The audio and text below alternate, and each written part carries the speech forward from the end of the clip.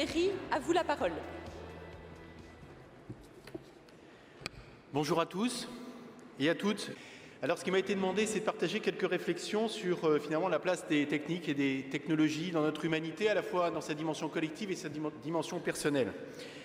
Alors, ça va pas être un exercice facile en une dizaine de minutes, mais donc je vais essayer de vous partager un constat et deux convictions.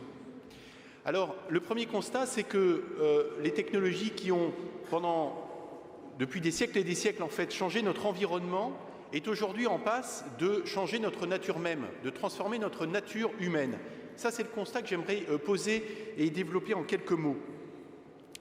Qu'est-ce qu'il s'agit aujourd'hui avec les technologies, notamment portées par une philosophie qu'on appelle le transhumanisme? Qu'est-ce qu'il s'agit de transformer, d'augmenter? Il s'agit d'augmenter nos capacités physiques, il s'agit d'augmenter nos performances, donc courir plus vite, ne plus souffrir du froid, du chaud, ne plus avoir faim, etc.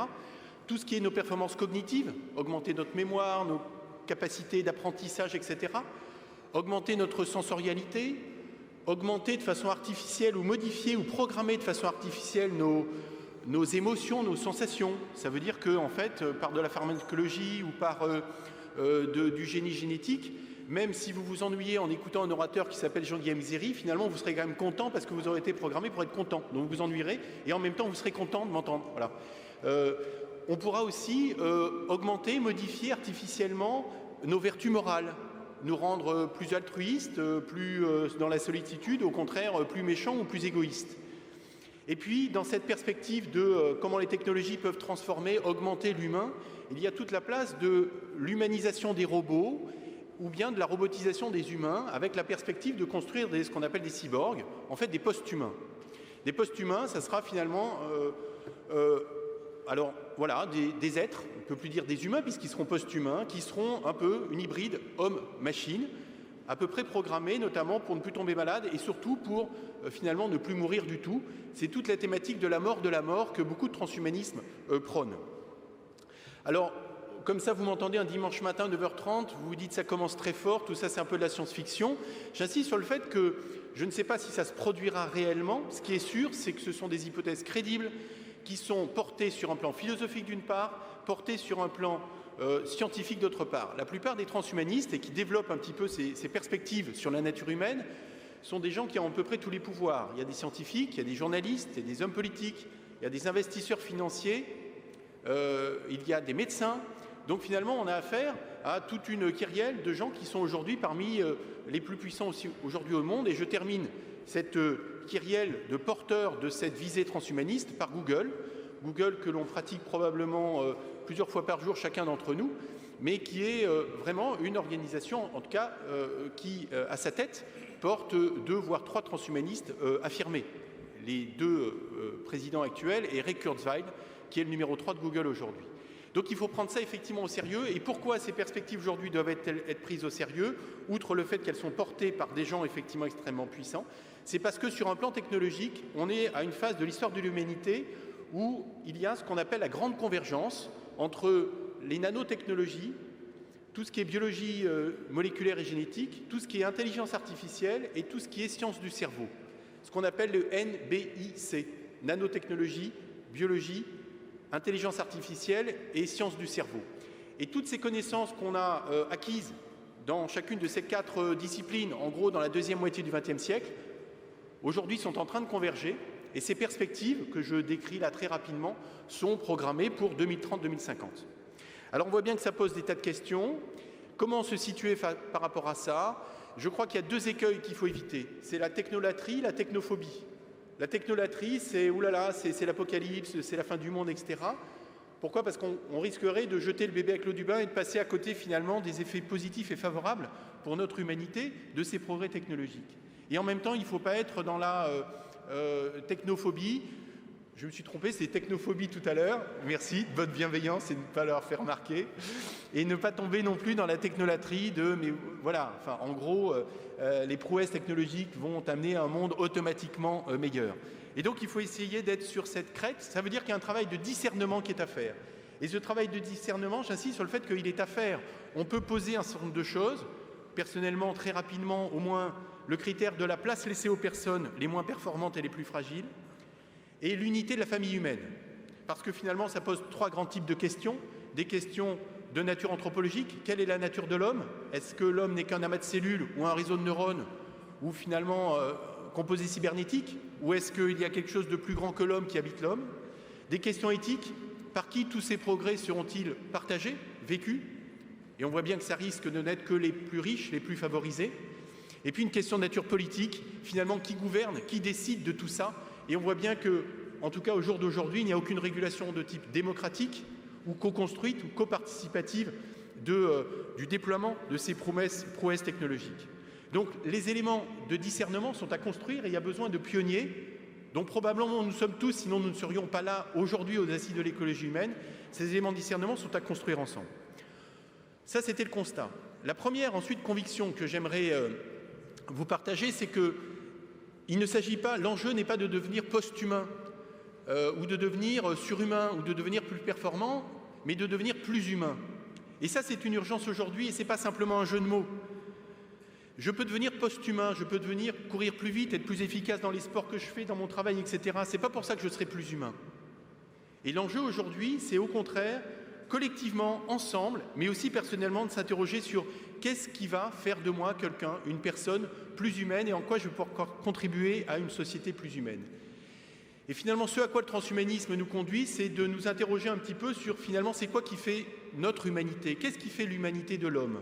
Là aussi, trop peu de temps pour le dire, mais peut-être quelque chose de l'ordre du beau, du bon, du vrai, de la sollicitude, de la recherche de sens, de l'attention portée aux personnes les moins performantes de notre société, et un jour ou l'autre, nous le serons tous parmi les moins performants de notre société, des émotions authentiques, l'union des cœurs et des corps, une unité entre le corps et l'âme, l'imagination, le langage, la liberté, une liberté qui va au-delà de choisir entre l'iPhone 6 et le Samsung, mais une liberté qui permette de trouver du sens au don et à l'engagement, et une liberté aussi à donner des limites.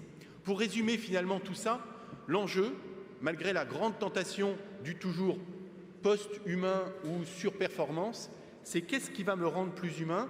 Et finalement, deux choses me semblent résumer l'enjeu, notre capacité au don et à la gratuité, et la place que nous laissons aux plus fragiles d'entre nous. Finalement, la bienveillance, la révolution de la bienveillance se retrouve évidemment dans ces deux préoccupations. Et puis la deuxième conviction, et j'en terminerai là, c'est que pour qu'il y ait révolution de la bienveillance, pour que nous puissions creuser ce qui en nous est véritablement et spécifiquement humain, et pas simplement nos dimensions animales ou cognitives, il faut passer par la révolution de l'intériorité. Je veux dire par là que la révolution de la bienveillance, c'est pas simplement être gentil, de mon point de vue. Ça n'est pas simplement être gentil. La bienveillance dont il s'agit, si on veut qu'elle produise une révolution, il faut que ce soit une bienveillance inspirée, une bienveillance habitée.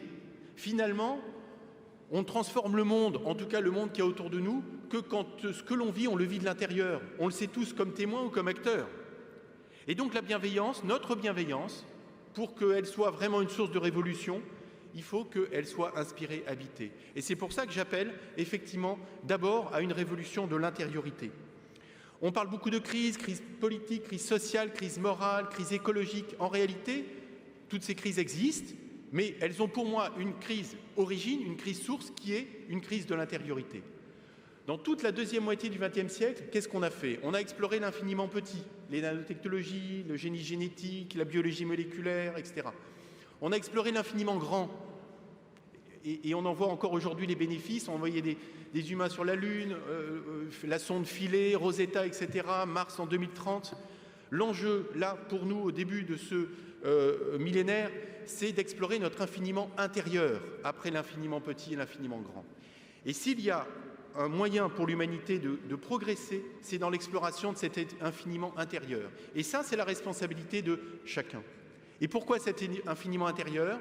Parce que dans cet infiniment intérieur, c'est le lieu où peut commencer des réconciliations, où peut commencer le fait de retrouver une unité corps et âme, où finalement on arrive à hiérarchiser des priorités, où dans l'intériorité, on peut, j'allais dire, faire le tri entre ce qui est essentiel et ce qui est accessoire.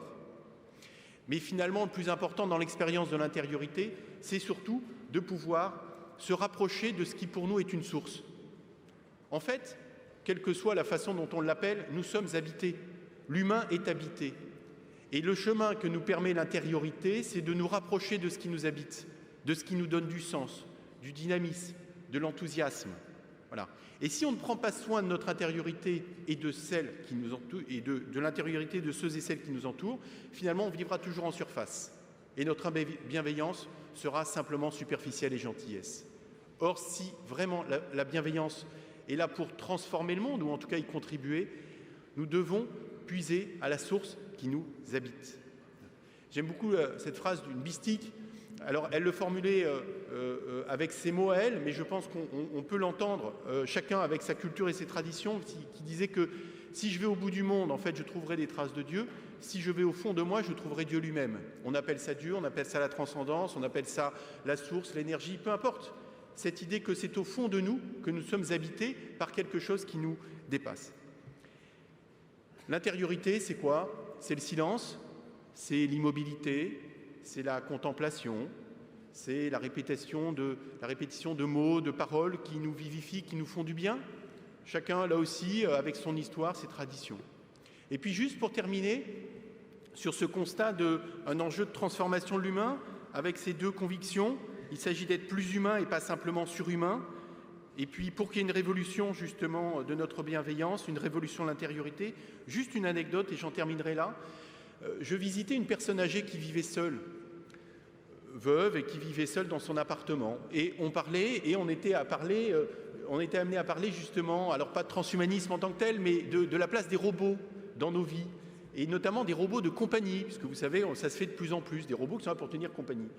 Et cette personne âgée, en fait, a eu deux types de réactions. La première réaction, c'est une réaction, comme souvent l'ont nos aînés, beaucoup de bon sens. Oh là, moi, ça me dit trop rien de bon, là, cette affaire de robot, là, quand même, ça me dit rien de bon. Et ensuite, elle a eu une réaction, cette fois-ci, d'une personne isolée qui souffre beaucoup de solitude et qui m'a dit, oui, mais en même temps, si c'est le seul moyen pour moi d'avoir des visites, il vaut peut-être mieux qu'un robot vienne me visiter plutôt que personne. Et cette phrase, moi, je me la suis pris vraiment en plein visage, mais surtout en plein cœur, parce que pour moi, elle m'a rappelé, et je crois qu'elle peut nous rappeler, que ce qu'il s'agit, c'est effectivement d'être aujourd'hui plus humain, plus présent auprès des personnes fragiles, si on veut éviter que de plus en plus des robots remplacent ce qui fait notre propre humanité. Merci de votre attention.